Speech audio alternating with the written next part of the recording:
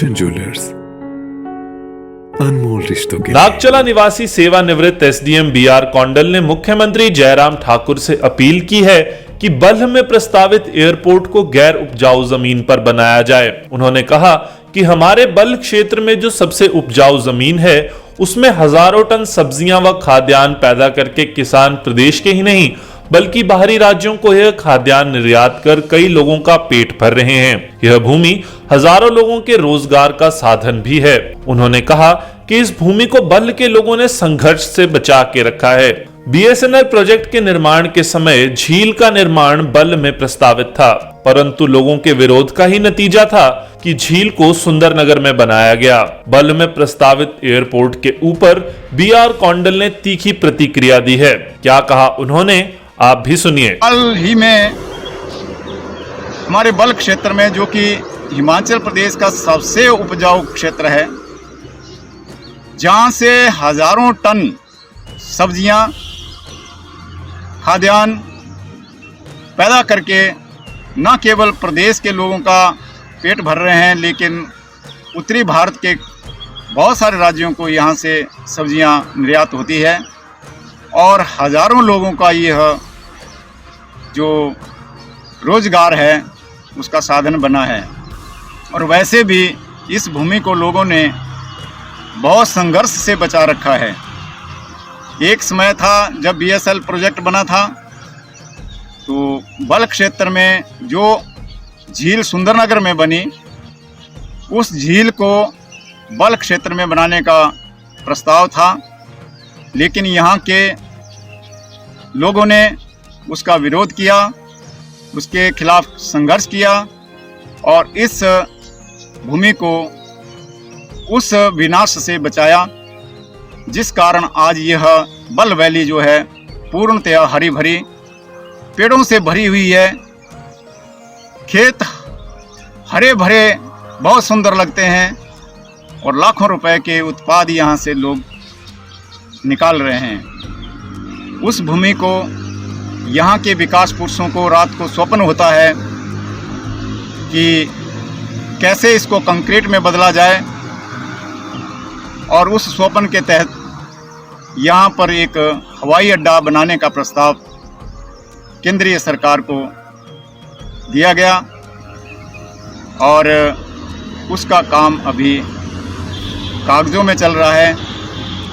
धरातल पर तो अभी केवल आहट है, लेकिन लोगों के घर में इसकी चिंता बढ़ चुकी है कि अब हमारा क्या होगा। साथियों, आपका कुछ नहीं होगा, वही होगा जो 4 लेन के विस्थापितों का हुआ है। आपको हवाई सफ़र पर भेज दिया जाएगा, लेकिन वो जहाज़ कहाँ उतरेगा इसके बारे में आपको जहाज़ में ही सूचना दी जाएगी। और जो आपकी पॉकेट में खाने पीने के लिए खर्चा डालेगा, उस के ऊपर किस प्रकार से गवर्नमेंट ने कैंची लगाई है, ये मैं आपको आज समझाने जा रहा हूँ। इस कार्य के लिए बल्ह क्षेत्र के 7 गांव से भूमि अधिग्रहण की जा रही है, जिसका जो लिमिट है वो 3000 बीघा है। इसमें लगभग 500 बीघा सरकारी भूमि है और लगभग 2500 बीघा प्राइवेट भूमि एक्वायर की जाएगी, जिसमें सैकड़ों लोगों के घर उजड़ेंगे। उनको कहाँ पर उनको स्थापित करना है, इसकी गवर्नमेंट के पास कोई प्रपोजल नहीं है, न लोगों को इसके बारे में कोई बताया जा रहा है कि इसके पीछे सरकार का हिडन एजेंडा है क्या। जहाँ तक मुआवजा राशि के ऊपर कैंची लगाने का प्रश्न है, यह मैं गांव-वार आपको बता रहा हूँ एक एग्जाम्पल के तौर पर कि किस तरीके से किसानों के गले को सरकार घोंटने जा रही है। भौर गांव के जो सर्कल रेट थे वो 2018-19 में 59,84,000 प्रति बीघा थे, जो कि 2020-21 में प्रशासन ने 26,31,000 रुपया प्रति बीघा कर दिए हैं। इसी प्रकार से डुगराई गांव के जो 23,88,000 प्रति बीघा थे, उसको कम करके 15,87,000 रुपया प्रति बीघा 2020-21 में कर दिया गया है।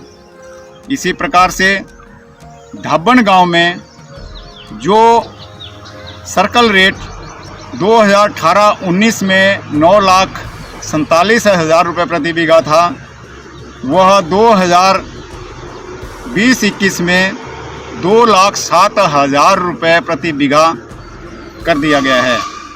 सियाहा गांव में जो रेट 15,34,000 रुपये प्रति बीघा था 2018-19 में, उसको 2020-21 में 4,70,000 रुपये प्रति बीघा कर दिया गया है।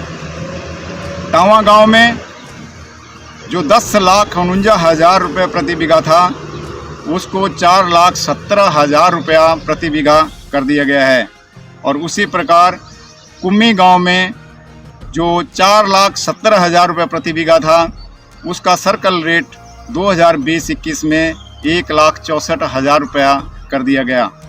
और छात्र गांव जो 7वां गांव है, वहां का जो सर्कल रेट था वो 2018-19 में 1,71,000 रुपये प्रति बीघा था, जिसे 1,64,000 रुपये प्रति बीघा कर दिया गया।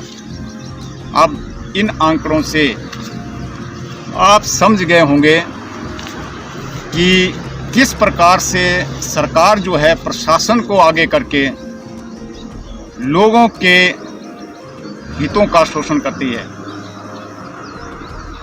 अब इसके ऊपर निर्णय आप लोगों का है। मैं इस विस्थापन से सीधे तौर पर प्रभावित तो नहीं हूँ, लेकिन अप्रत्यक्ष रूप से प्रभावित हूँ कि ऐसी सुंदर वैली, ऐसी उपजाऊ भूमि शायद हमारी अगली जनरेशन को नहीं मिलेगी यदि यह हवाई अड्डा बल में बन जाता है। हाँ, कुछ लोगों का ये तर्क है कि जो लोग इसका विरोध कर रहे हैं वो विकास विरोधी है। मेरा उन अंधभक्तों से ये निवेदन है कि हम विकास के खिलाफ नहीं हैं, लेकिन हम लोगों का विनाश में नहीं चाहते।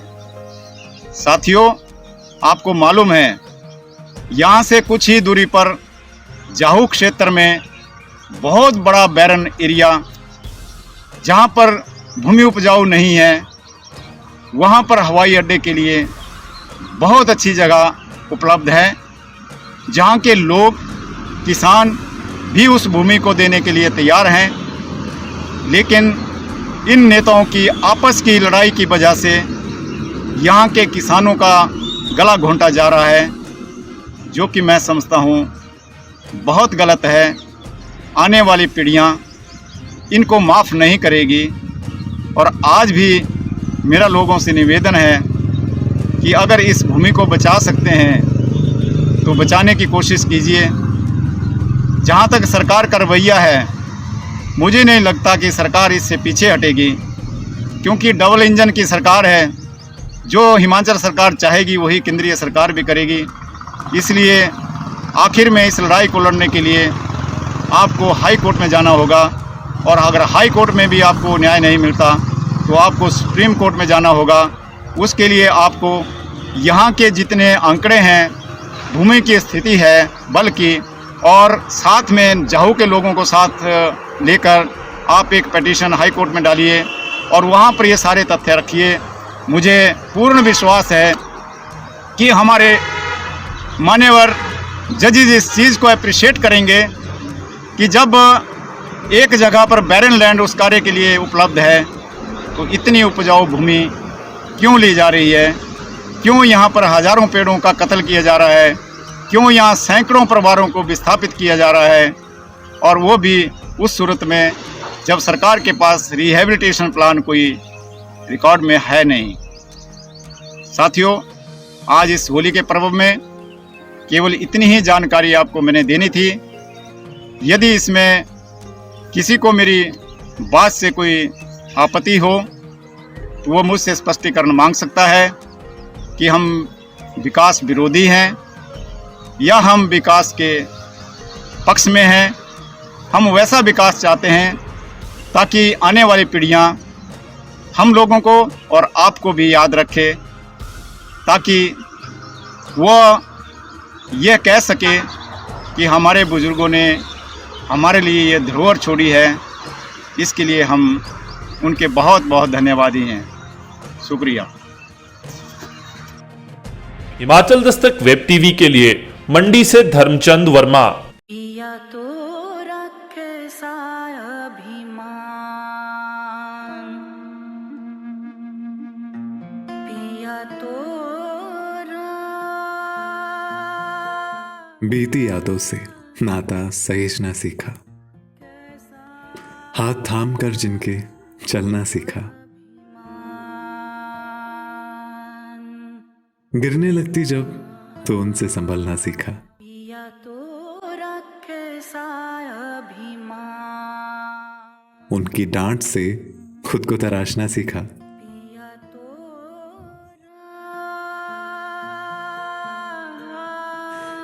घर से दूर होकर भी दिल को हमेशा यह एहसास रहता है, उनका प्यार और फिक्र हमेशा मेरे साथ रहता है।